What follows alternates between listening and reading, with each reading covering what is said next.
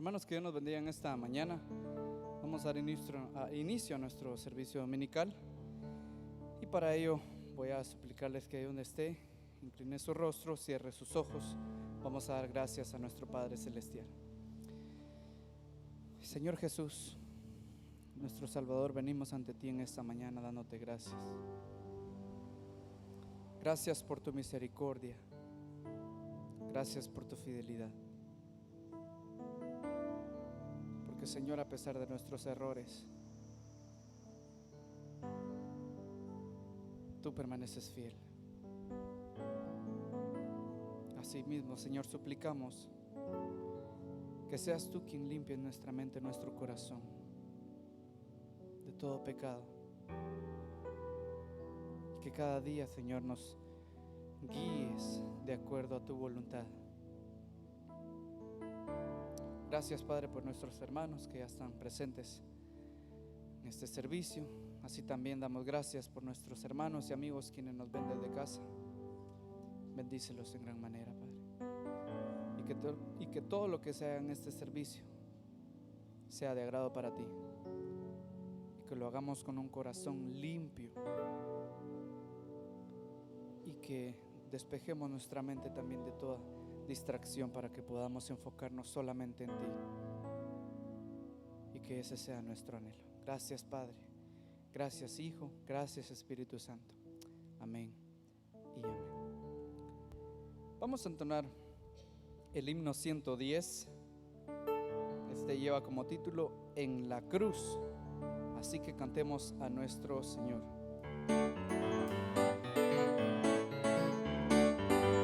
Herido, triste a Jesús, mostréle mi dolor. Herido, errante, vi su luz, bendíjome en su amor.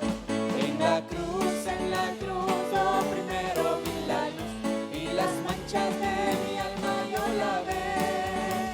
Fue allí por fe, lo vi a Jesús y siempre feliz con él seré. Sobre una cruz mi buen Jesús su sangre derramó. Por este pobre pecador a quien así salvó. En la cruz, lo primero vi la luz y las manchas de mi alma yo la ve.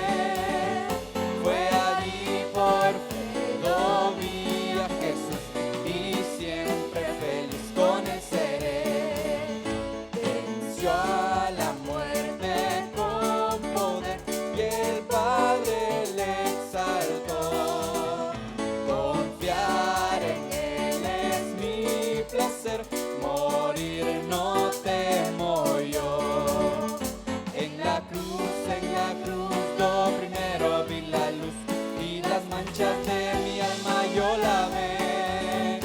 Fue allí por fe, lo vi a Jesús y siempre feliz con él seré. Aunque él se fue, conmigo está el gran consolador. Por él entrada tengo ya al reino del Señor. En la cruz, lo primero vi la luz y las manchas de mi alma yo la ve. Fue allí por fe, lo vi a Jesús y siempre feliz con él seré. Vivir en Cristo. Vivir en Cristo me da paz, con él habitaré. Ya suyo soy y de hoy en más a nadie temeré. En la cruz, lo primero vi la luz y las manchas de mi alma yo la ve. Fue ahí por fe, lo vi a Jesús y siempre feliz con él seré. En la cruz, lo primero vi la luz y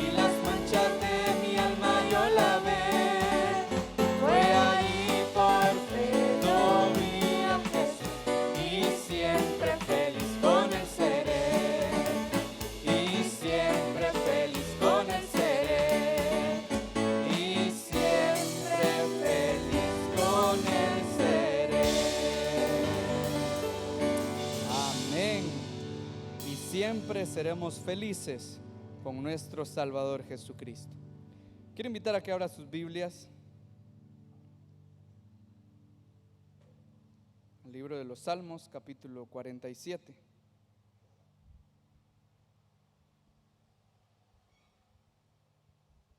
Salmos 47. Y vamos a leer los primeros 4 versos. Salmos 47. O bueno, mejor leamos todo el capítulo, que son únicamente 10 versos. Salmo 47, versos del 1 en adelante. Sígame con su vista lo que la palabra del Señor dice. Pueblos todos, batid las manos, aclamad a Dios con voz de júbilo, porque Jehová el Altísimo es temible, Rey grande sobre toda la tierra. Él someterá a los pueblos debajo de nosotros y a las naciones debajo de nuestros pies. Él nos elegirá nuestras heredades, la hermosura de Jacob, al cual amó. Subió Dios con júbilo, Jehová con sonido de trompeta. Cantad a Dios, cantad, cantad a nuestro Rey, cantad, porque Dios es el Rey de toda la tierra. Cantad con inteligencia. Reinó Dios sobre las naciones, se sentó Dios sobre su santo trono. Los principales de los pueblos se reunieron como pueblo del Dios de Abraham, porque de Dios son los escudos de la tierra. Él es muy exaltado. ¿Y por qué no ahora le agregamos música a este salmo y lo cantamos y decimos: pueblos todos, batid las manos, alabad a Dios con voz de júbilo?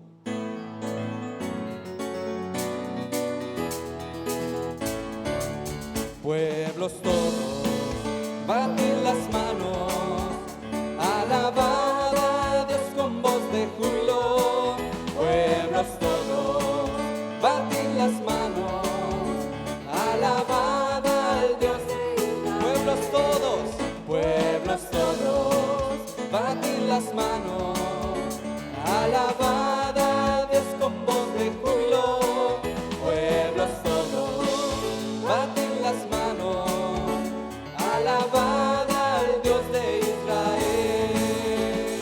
Cantad a Dios, cantad, cantad a nuestro Rey, porque Dios es el Rey de toda la tierra. Cantad a Dios, cantad, cantad a nuestro Rey, alzando nuestras manos, alzando nuestra voz. Pueblos todos, batid las manos, alabad a Dios con voz de júbilo. Pueblos todos, batid las manos, alabad al Dios de Israel. Pueblos todos, batid las manos, alabad a Dios con voz de júbilo. Pueblos todos, batid las manos, alabad al Dios de Israel. Cantad a Dios, cantad, cantad a nuestro Rey, porque Dios es el Rey de toda la tierra. Cantad a Dios, cantad, cantad a nuestro Rey, alzando nuestras manos, alzando nuestra voz.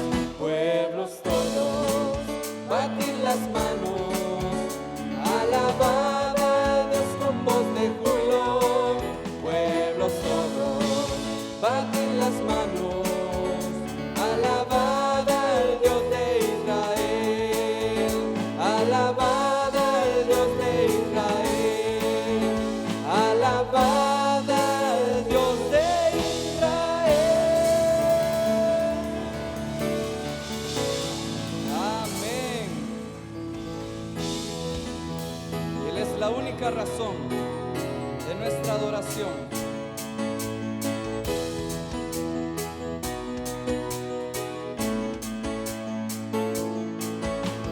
Eres tú la única razón de mi adoración, oh Jesús.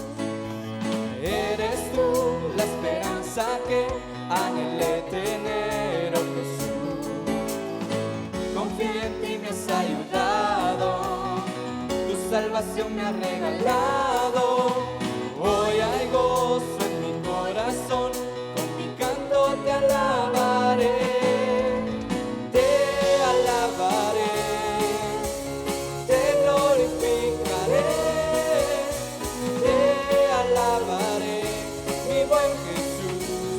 alabaré, oh Señor, te alabaré, te glorificaré, te alabaré, mi buen Jesús.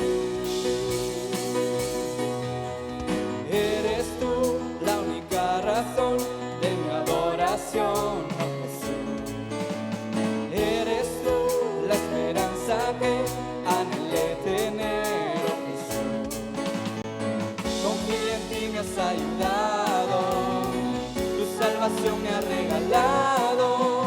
Hoy hay gozo en mi corazón, con mi canto te alabaré, te alabaré, te glorificaré, te alabaré, mi buen Jesús. Te alabaré, te glorificaré, te alabaré, mi buen Jesús. Decimos en todo tiempo te alabaré, en todo tiempo te adoraré, en todo tiempo te alabaré, en todo tiempo te adoraré,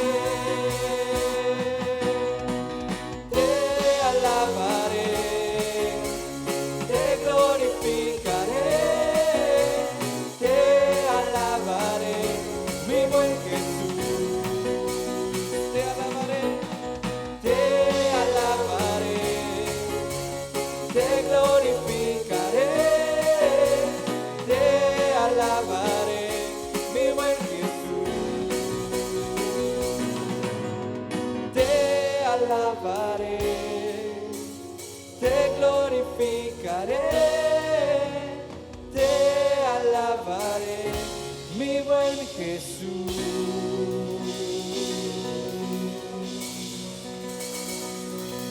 Amén.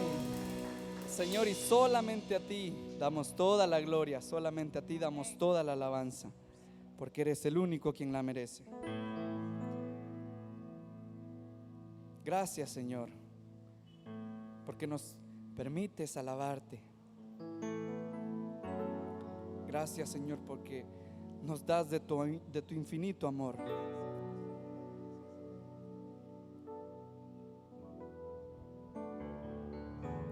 Pero asimismo, Señor, que sea tu Espíritu quien nos guíe cada día, para que aprendamos a confiar en ti. Porque muchas veces nuestra fe puede llegar a titubear, Señor. Pero que tu Espíritu nos ilumine, que seas tú quien nos ilumine, que eres tú quien tiene la última palabra. Suplicamos que nos dé de tu eterna paz, que nos dé de ese gozo que el mundo no nos puede dar, y que nos enseñes a confiar en ti, solamente en ti.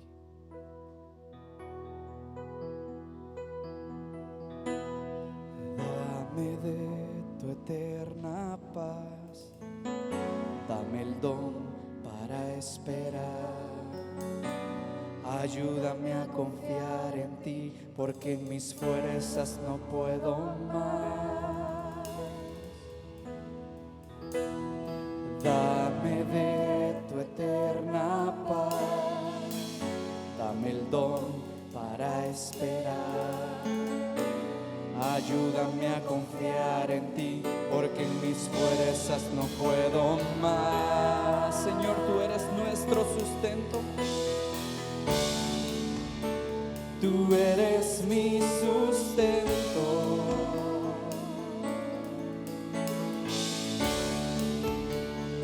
Tú mi creador,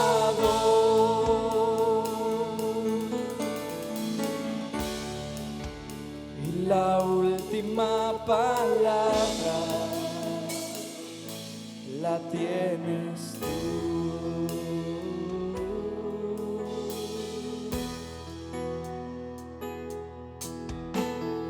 Dame de tu eterna paz, dame el don para esperar.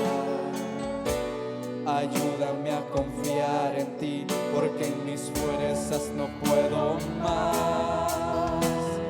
Dame de tu eterna paz, dame el don para esperar.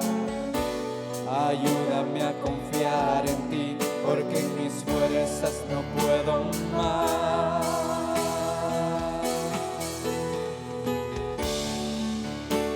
Tú eres mi sustento,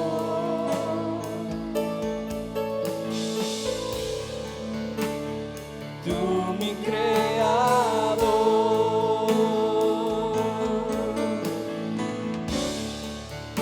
y la última palabra la tienes tú. Tú eres mi sustento, Señor.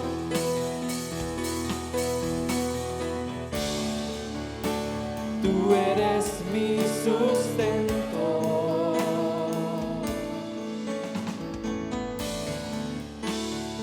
tú mi creador, y la última palabra la tienes tú.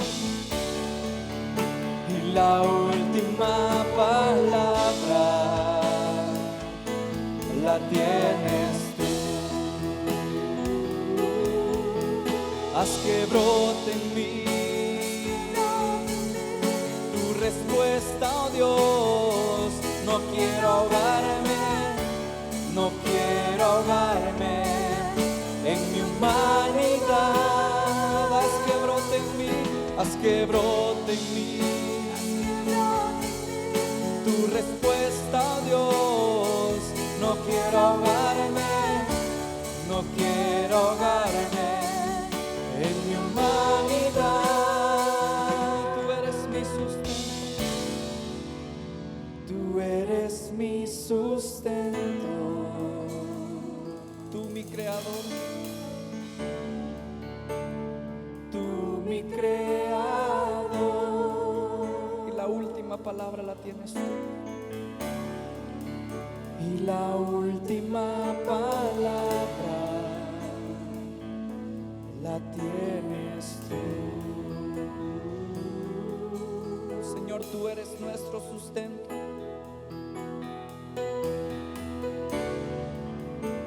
Tú eres mi sustento,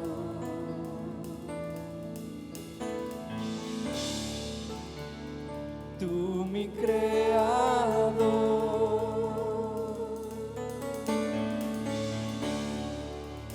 y la última palabra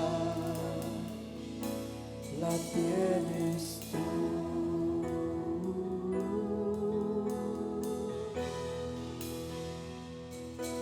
La tienes tú.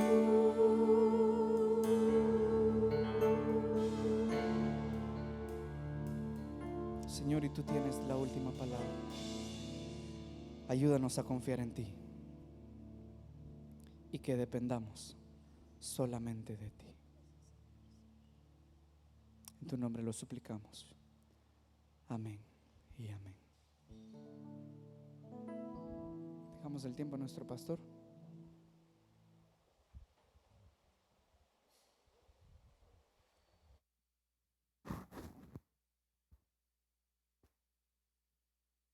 El salmista decía: estos confían en carros y aquellos en caballos, pero nosotros del nombre de Jehová tendremos memoria. Es lo que le acabamos de decir con este canto. Él tiene la última palabra en todo. Él es soberano.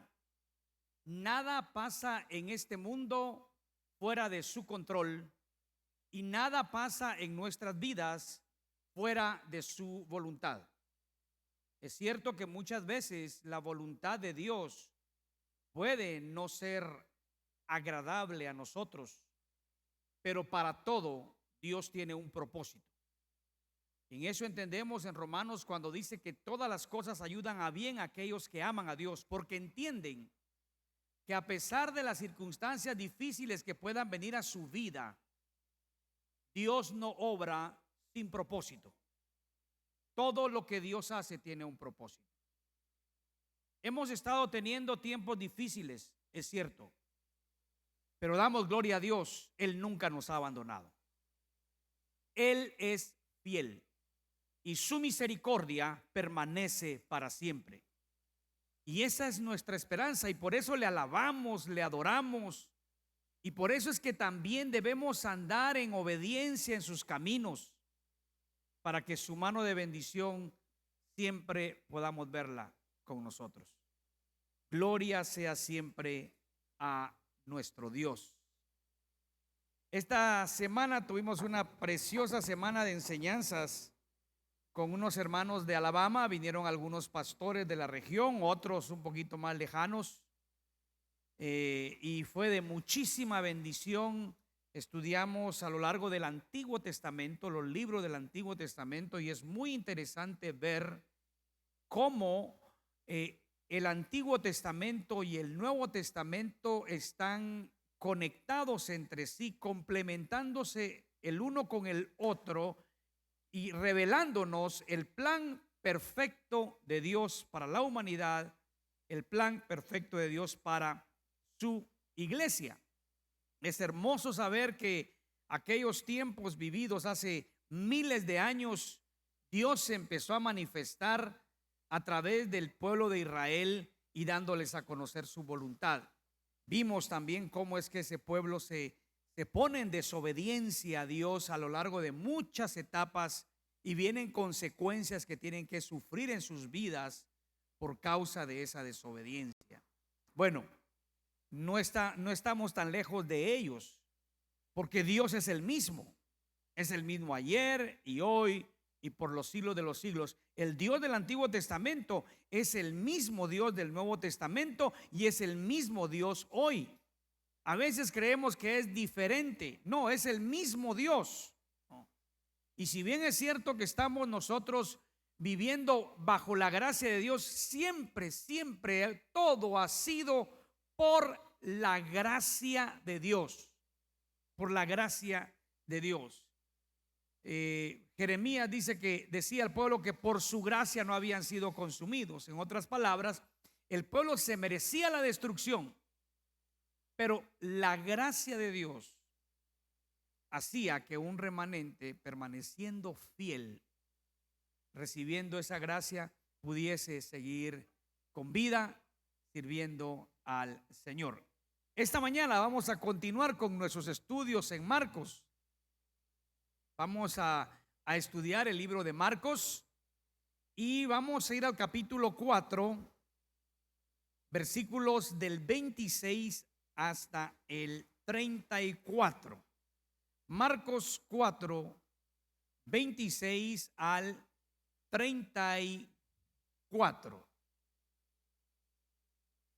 Si usted tiene su Biblia ahí a la mano, busque ese pasaje.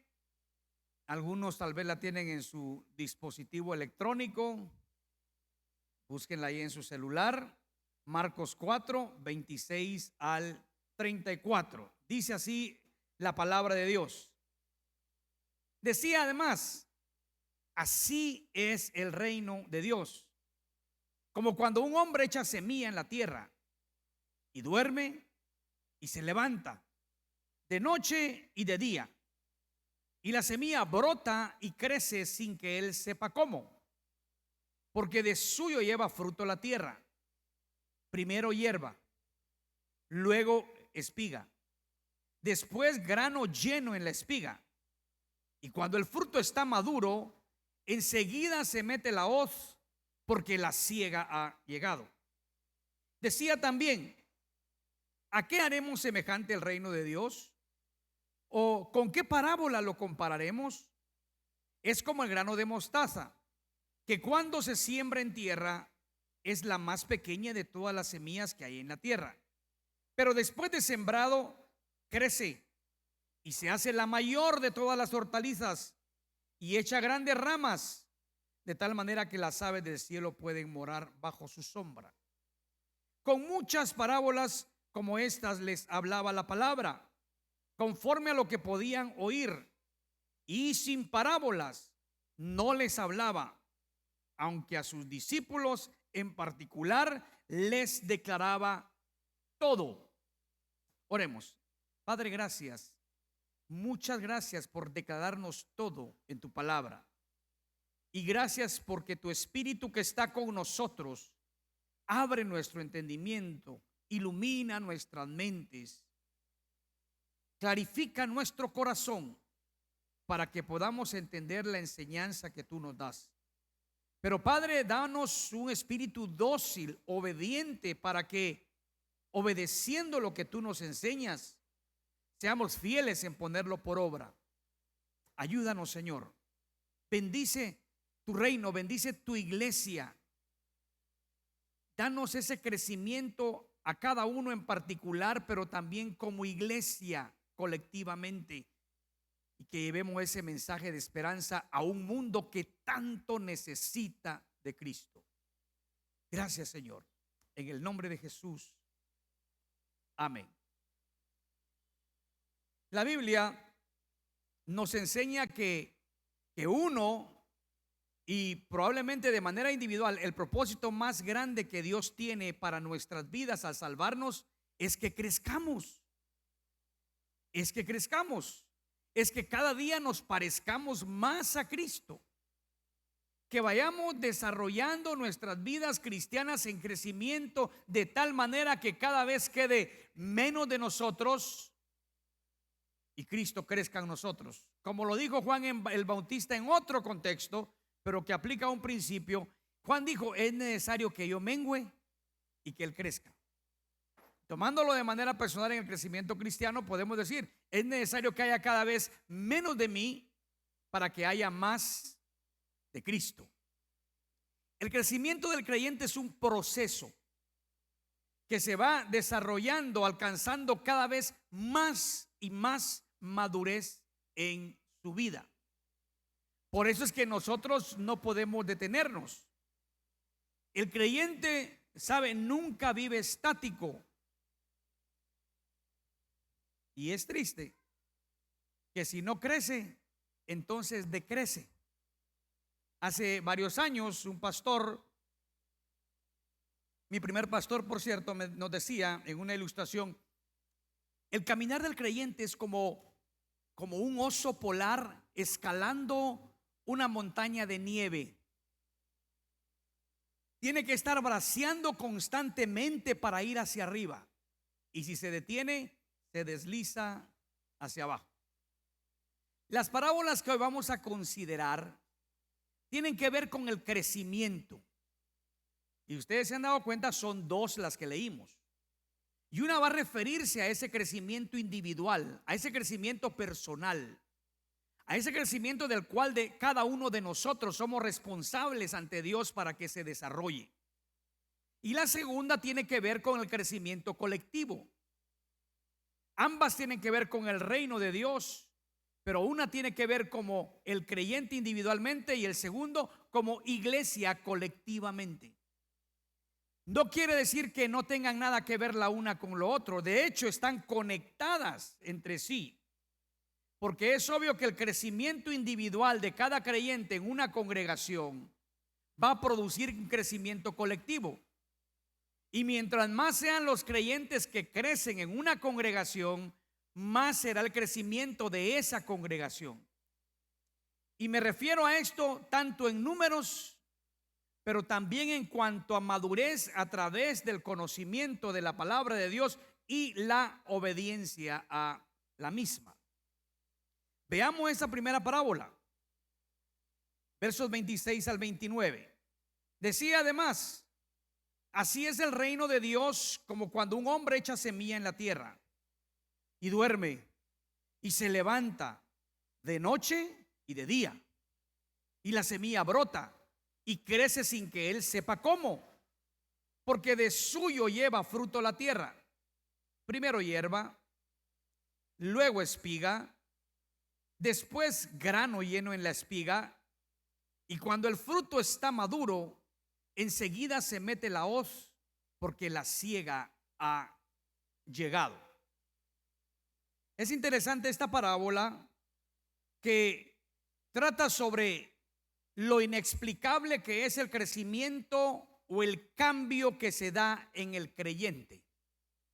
Lo difícil que es presentar una explicación clara, pero que a la vez se hace evidente el cambio a través de la transformación de vida. O sea, sabemos el qué, pero nos cuesta entender el cómo. El hecho es de que sabemos que somos diferentes, pero nos cuesta entender cómo ha sido posible eso, porque hasta nosotros mismos nos es difícil entender cómo Dios nos cambió,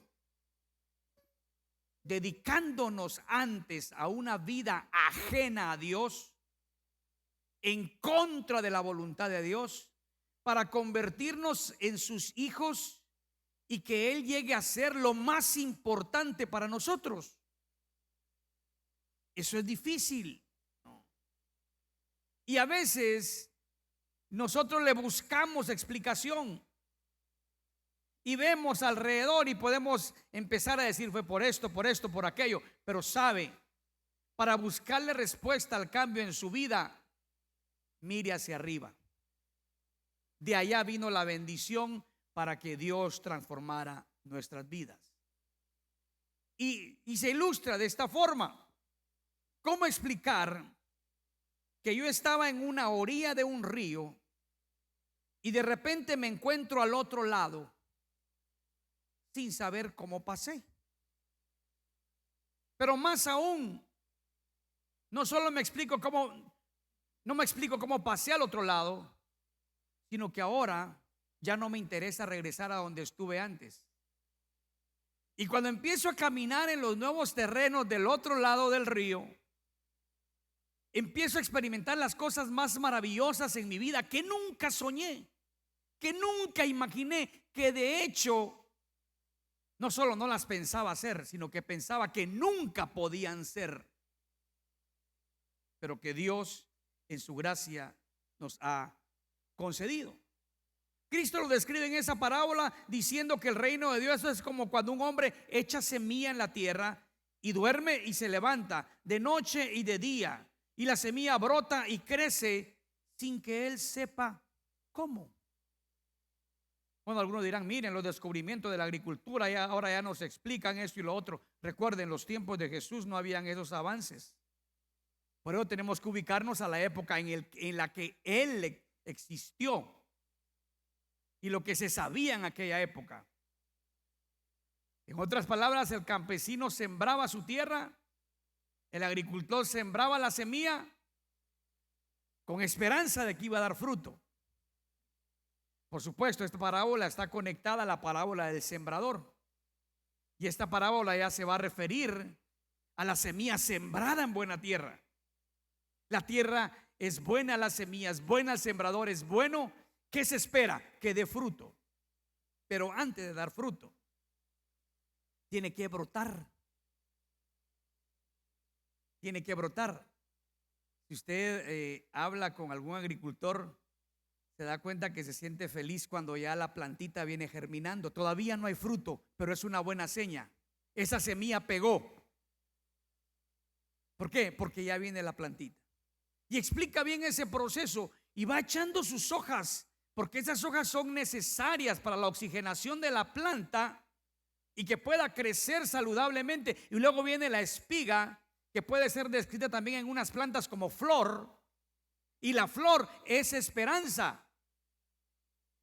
Porque de acuerdo a cómo esté la flor en cualquier planta, así es la esperanza del fruto. Porque sabe que después de la flor viene el fruto. Y así se va desarrollando la vida del creyente.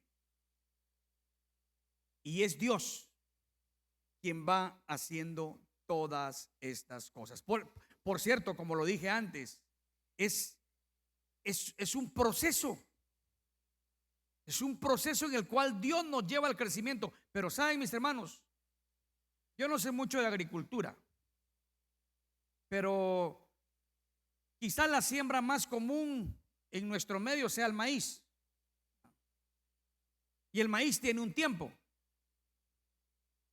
Aunque es diferente el tiempo en el altiplano que acá. No sé si ustedes sepan de eso. Alguien que sabe de agricultura sabe que sembrar en tierra fría es diferente aquí a la costa. En la costa creo que son 3 meses, ¿no? 3 meses. En el altiplano creo que son 6 o 7 meses. Entonces, se sabe que desde que se siembra, si se lleva el proceso adecuado, se espera que en ese tiempo que se conoce dé el fruto necesario. Ahora, hermanos, ¿qué pasa con la vida de los creyentes cuando pasa el tiempo y no se ven ni hojas, ni flor, y menos fruto? ¿Qué pasaría cuando un campesino aquí en la costa pasa un año, sembró su semilla de maíz y no ve milpa? Él diría, esto no es normal. Esto no es normal. Hace algún tiempo hablaba con una persona hablando de los creyentes normales, y describía a los creyentes normales como los creyentes más pasivos, los que no sirven en la iglesia, los que no se ven cambios en su vida. Es un creyente normal. Déjeme decirle, eso es un creyente anormal. Porque un creyente normal debe de estar constantemente creciendo hacia la madurez. Porque un creyente normal tiene el Espíritu de Dios, está bajo el señorío de Cristo, debe andar bajo la voluntad de Dios, y esto da como resultado el crecimiento en su vida personal. Y eso viene por los cambios. Eso viene por los cambios. Y voy a poner acá dos ejemplos de la vida real. Mi segundo pastor era, bueno, nacido en las Islas Canarias, España, pero criado en Argentina. Y él le decía a su mamá, era el trato común que le daba, le decía vieja, ¿no? Pero vieja, ya está mi desayuno, y vieja, ya está esto, vieja. Pero se convierte a Cristo. Y un día llega con su mamá y le dice, mamá, buenos días, ¿cómo estás, mamá? Y la mamá se queda, y a este que mosco le picó. Le extrañó. Dios estaba haciendo los cambios en su vida. Otra persona me dijo de alguien que era muy participativo en ciertos movimientos rebeldes y de desorden. Y me dice de una persona que ya estaba en Cristo, mire cómo me extraña, cómo extraño a esa persona. Yo extraño a ese viejo compañero, dijo. Era el primero que se apuntaba para ir a hacer relajo, dijo. Y ahora, cuando le digo, vamos, me dice, dejémoslo todo en las manos de Dios. Que Dios se haga cargo. Lo extraño, me dice. Esos cambios son los que dan cuenta que la semilla brotó, que ha dado hojas, que ha dado espiga y que ya está dando fruto. Es difícil de explicar porque la gente se extraña, porque ya no es lo mismo, ya no es igual. El fruto es visible y el fruto bendice. Ahora, ¿cómo pasa eso? Yo quiero llevarlo a Hebreos, capítulo 12, del 1 al 2. Hebreos 12 y solo los 2 primeros versículos. Hebreos 12, 1 y 2. Por tanto, nosotros también, teniendo en derredor nuestro tan grande nube de testigos, despojémonos de todo peso y del pecado que nos asedia, y corramos con paciencia la carrera que tenemos por delante, puesto los ojos en Jesús, el autor y consumador de la fe, el cual por el gozo puesto delante de él sufrió la cruz, menospreciando el oprobio, y se sentó a la diestra del trono de Dios. Dos cosas, hay varias cosas aquí, pero solo quiero mencionar dos. Usted solamente puede experimentar crecimiento en su vida si deja el pecado y fija su mirada en Jesús para seguirlo. Nadie puede crecer en Cristo queriendo todavía mantener una relación estrecha con el pecado. Nadie puede crecer en la vida cristiana si todavía practica aquellas cosas de las cuales Dios ya le perdonó. Y de hecho, por eso es que hay muchos que se cuestionan, pero ¿verdaderamente yo seré cristiano? ¿Verdaderamente yo seré creyente? ¿Por qué? Porque no ven evidencia de eso en sus vidas. Y déjeme decirle, cuando alguien es verdaderamente cristiano, no puede quedarse sin fruto. Recuerde que en la parábola del sembrador se decía a 30, a 60 y a 100 por uno, pero había fruto. ¿Cuánto? No sabemos, pero hay fruto. Y ese fruto, ya mencionamos, son los cambios. La persona que quiere crecer en Cristo debe dejar atrás cualquier manifestación pecaminosa en su vida, cualquier involucramiento con la vida de pecado, porque eso no le va a producir crecimiento. Esas son las plagas que vienen a las plantas. Esa es la falta de abono que es necesario poner a la planta. Esa es la falta de limpieza, porque la maleza la ahoga y no permite que produzca como debe. Hay que dejar la vida de pecado. Hay que dejar de practicar el pecado. Y para hacerlo, hay que dejar de ver, escuchar o leer aquellas cosas que pueden desviar su mente del alimento que Dios quiere darle en su palabra. Todo aquello que es contrario a Dios y alineado con el mundo. Hay que dejar el pecado. No se puede crecer si se sigue viviendo en el pecado. Y lo segundo, que eso está unido. Dejar el pecado y poner la mirada en Jesús. Seguir las enseñanzas de Jesús. Quiero decirle algo. Usted no va a poder crecer si no lee la palabra de Dios, porque ella es la que da testimonio de Cristo. Cristo mismo lo dijo: escudriñad las escrituras, porque a vosotros os parece que en ella está la vida eterna, y ellas dan testimonio de mí. Yo sé que a veces en Guatemala tenemos el problema de gente que no puede leer. Escuche palabra de Dios. Hoy hay palabra de Dios incluso en CDs o en memorias. Se puede conseguir para que, si usted no puede leer, escuche palabra de Dios. Pero crezca. Porque en la palabra de Dios es donde conocemos a Jesús. No se puede conocer en otra parte. Hay personas que dicen: pastor, pero orando. Sí, la oración es importante, por supuesto que sí. Pero usted puede tener una vida de oración, y si esa vida de oración no está basada en la palabra, su oración puede estar equivocada, aunque usted diga que se la dirige a Dios.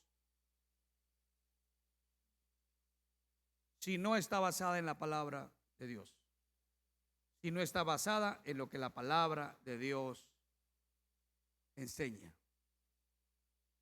No podemos conocer más de Cristo si no conocemos su palabra. No podemos conocer más del Señor si no somos constantes lectores de la Biblia. Porque hay muchos que hoy dicen creer en Dios, pero no en el Dios de la Biblia. Y por eso hay tantas doctrinas extrañas. Dejar la vida de pecado, poner la mirada en Cristo, obedeciendo lo que Él nos dice en su palabra. Hoy nos está diciendo algo. Hoy nos está diciendo algo y algo bien importante. Nos está diciendo, tienes que crecer. No puedes quedarte estacionado en el mismo lugar. Tienes que buscar qué dice la Biblia para aprender de ella. Tienes que conocerme. ¿Y a dónde voy a ir para conocer a Cristo? A la palabra de Dios.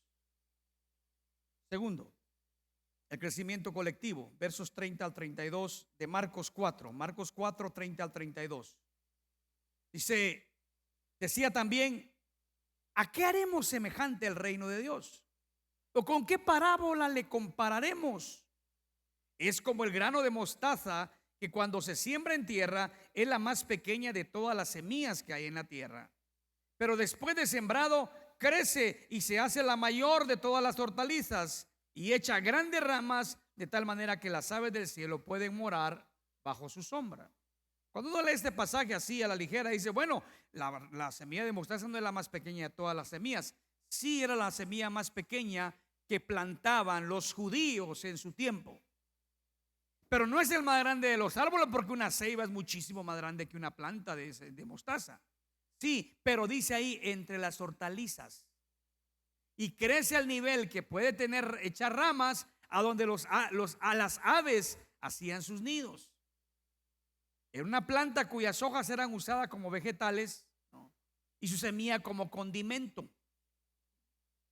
Y también tenía ciertas propiedades medicinales.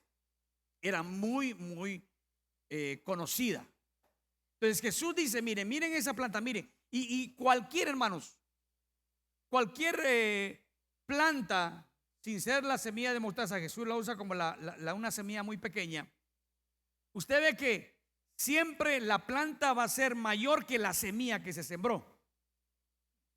Siempre. La semilla es así y la planta crece más, y no solo eso, da más semillas. Ahora, esto también tiene relación con la parábola anterior. Si una iglesia está llena de creyentes que está creciendo, esa iglesia también va a crecer. Y va a crecer en conocimiento de la palabra de Dios, produciendo colectivamente una iglesia madura, que era por lo que Pablo oraba, que crezcan en el conocimiento, que era lo que Pedro decía, crezcan en la gracia y en el conocimiento de nuestro Señor Jesucristo. Le escribía a la iglesia que todos crezcamos, que todos conozcamos más. Toda la iglesia. Un fenómeno pasa en varias iglesias. A veces la gente se asombra de algún hermano que está creciendo. No solamente lo dicen los que no conocen a Cristo, a veces dentro de la misma iglesia. No, como aquel hermano ya demasiado fanático, dice. Recuerdo una anécdota de un hermano que recién llegó a la iglesia, recibió a Cristo, se bautizó, empezó a servir con muchos deseos. De repente un diácono se da cuenta y lo llama y le dice, hermanito, venga para acá. Le dice, sí, veo que usted está bien emocionado con el Señor. Sí, hermano, estoy agradecido con Cristo por el perdón de mis pecados. Y veo que usted está bien emocionado sirviendo en la iglesia. Sí, hermano, me gusta, me agrada. Y le dice, no tenga pena, ya se le va a pasar. Y a veces vemos a aquellos que están creciendo como algo raro. En la iglesia primitiva, los raros eran los que no crecían. Por eso fue que cuando todos fueron expulsados de Jerusalén, fíjese, de Jerusalén en la primera persecución, todos fueron expulsados. Dice, menos los apóstoles. Búsquelo ahí, si gusta, en el libro de Hechos, en el capítulo 4. No, perdón, en el capítulo 8. Capítulo 8 de Hechos. 8:4. Bueno, veamos el 1 y luego el 4. Dice, y Saulo consentía en su muerte, En aquel día hubo una gran persecución contra la iglesia que estaba en Jerusalén, y todos fueron esparcidos por las tierras de Judea y de Samaria, salvo los apóstoles. Los apóstoles se quedaron en Jerusalén. Verso 4: pero los que fueron esparcidos iban por todas partes anunciando el evangelio. No los apóstoles, los creyentes habían crecido al punto que no necesitaban que los líderes estuvieran con ellos. Ellos iban proclamando la palabra de Dios. Porque es una de las cosas que produce el crecimiento: bendecir a otros llevándoles el mensaje del evangelio. Todos crecían. Lo raro no deben ser los que crecen, los raros deben ser los que no crecen. Porque como iglesia todos necesitamos, todos debemos, y oiga esto, todos podemos crecer. Porque todos tenemos el Espíritu Santo y lo tenemos dado en la misma proporción. Hay quienes han creído equivocadamente que algunos pueden tener el Espíritu Santo, dicen, en una doble porción o en una triple porción. La Biblia dice: todos tenemos la unción del Santo, que significa la unción de Cristo, que es el Espíritu de Dios. Entonces, el que crece no es porque tenga más del Espíritu de Dios. El que crece es porque somete su vida al señorío de Cristo y a la dirección del Espíritu Santo.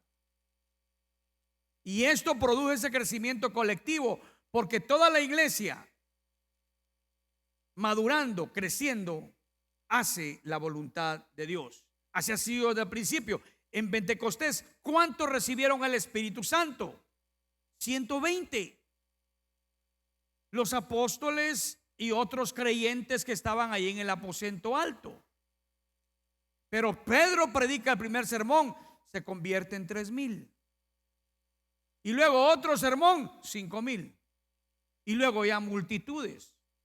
Y ya empezó el crecimiento de la iglesia hasta nuestros días. Pero siempre fue producto de creyentes fieles que llevaron el mensaje a otras personas y a otros lugares, trayendo la esperanza de salvación a muchas personas. Y hoy, por la gracia de Dios, somos millones en el mundo. Usted analice su vida. ¿Cómo vino usted a Cristo?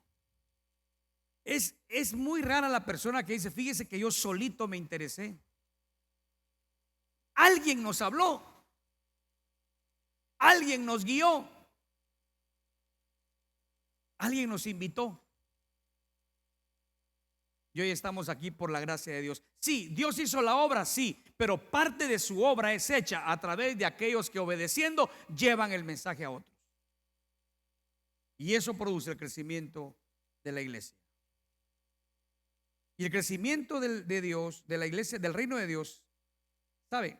Es de beneficio para la humanidad. Dice: ese crecimiento que es como grano de mostaza, verso 31, se siembra en tierra, la más pequeña de todas las semillas que hay en la tierra, pero después, sembrando, crece y se hace la mayor de todas las hortalizas y echa grandes ramas, de tal manera que las aves del cielo pueden morar bajo su sombra.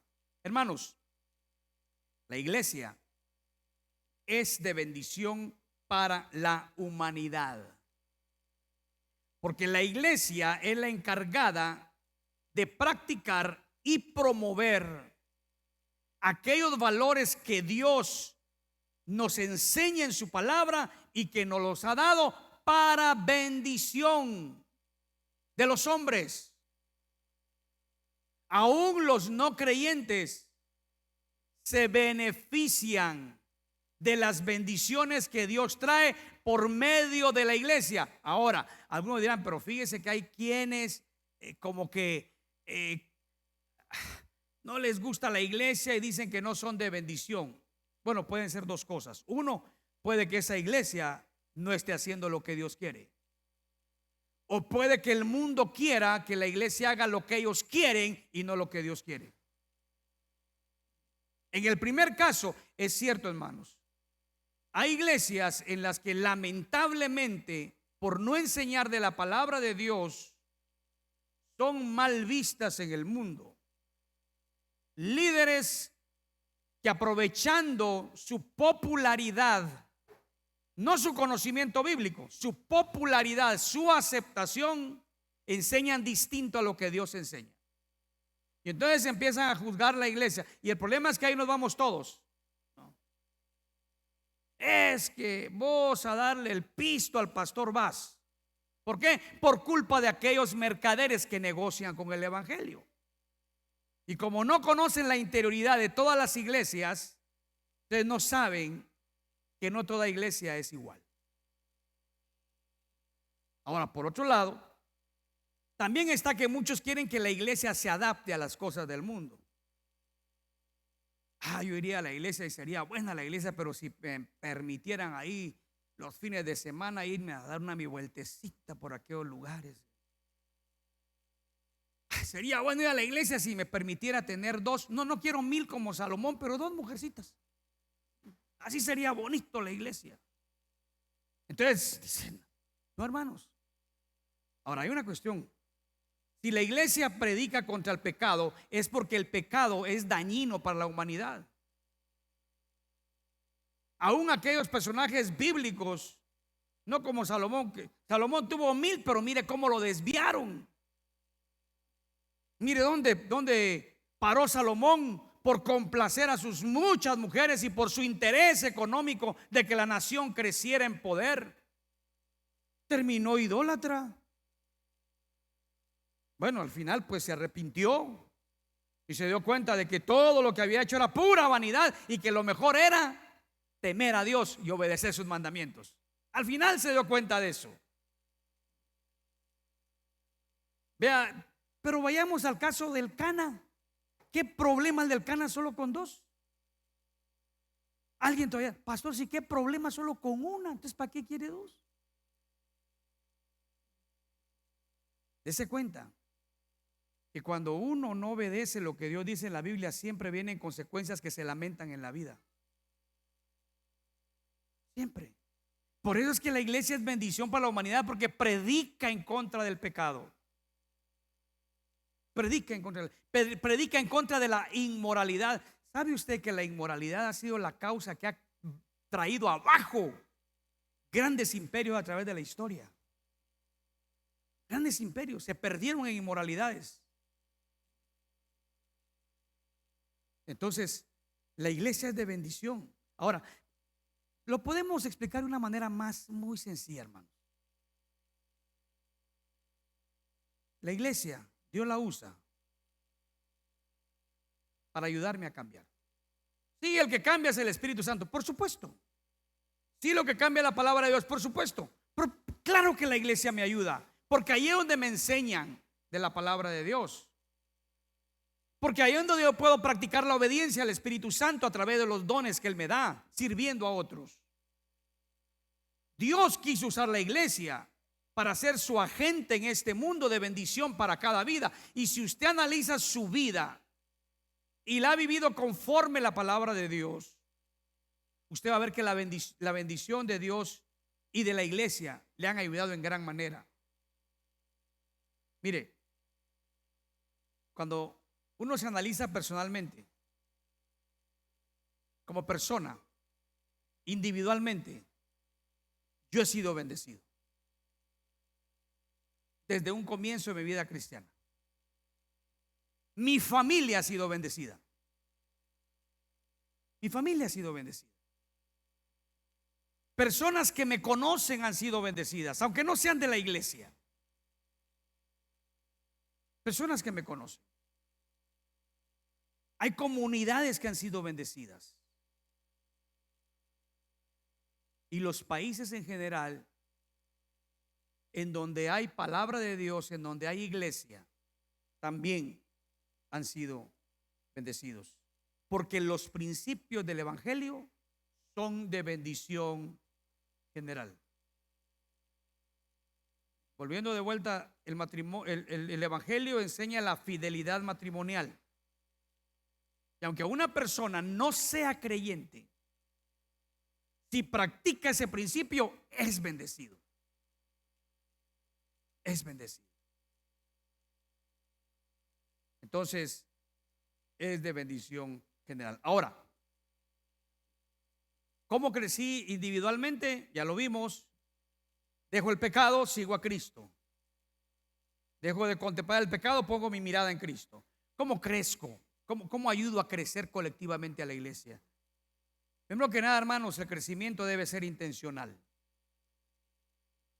Debo querer crecer. Para crecer, debo querer que la iglesia crezca para que la iglesia crezca. No se crece por casualidad. Se crece con intencionalidad. Y para ello, primero debemos fijarnos en qué es lo que Dios ha dejado escrito en su palabra. Vayan y prediquen el evangelio a toda criatura. Me serán testigos en Jerusalén, en toda Judea, en Samaria y hasta lo último de la tierra. Vayan a todas las naciones y hagan discípulos, bautizándolos en el nombre del Padre y del Hijo y del Espíritu Santo, enseñándoles que guarden las cosas que yo les he mandado, y aquí yo estoy con vosotros todos los días hasta el fin del mundo. Cuando yo leo con seriedad esos pasajes, yo digo, yo debo ser un testigo de Jesucristo. Yo debo dar testimonio de lo que Cristo ha hecho en mí. Yo debo de compartirles que solo hay esperanza en aquel que, habiendo muerto en una cruz y derramando ahí su sangre, pagó por mis pecados.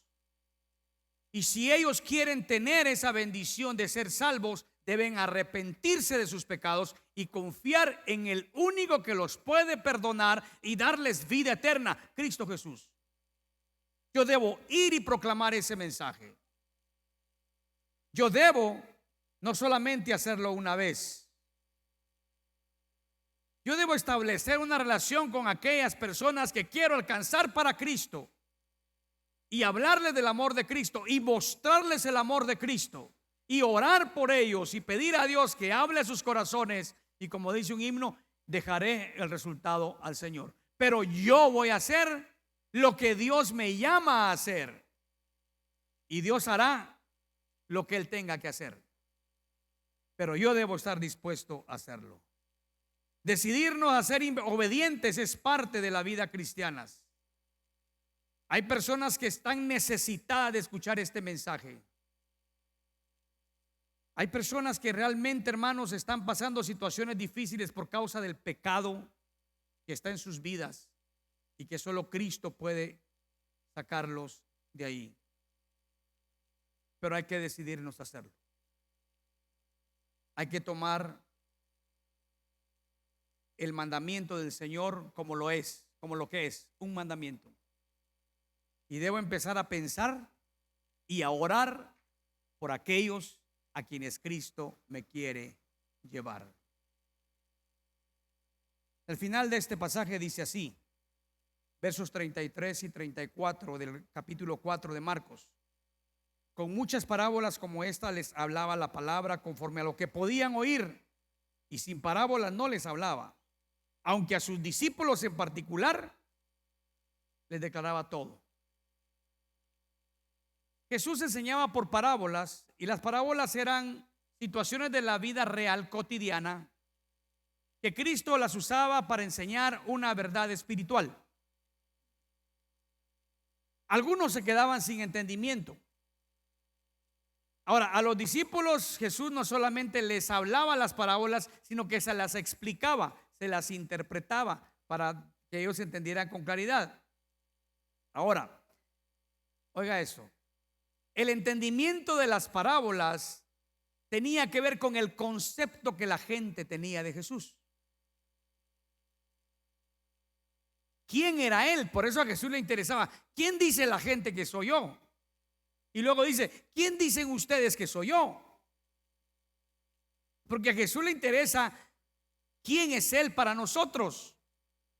Porque de eso depende lo que vayamos a hacer con lo que dice su palabra y lo que vayamos a hacer con nuestras vidas.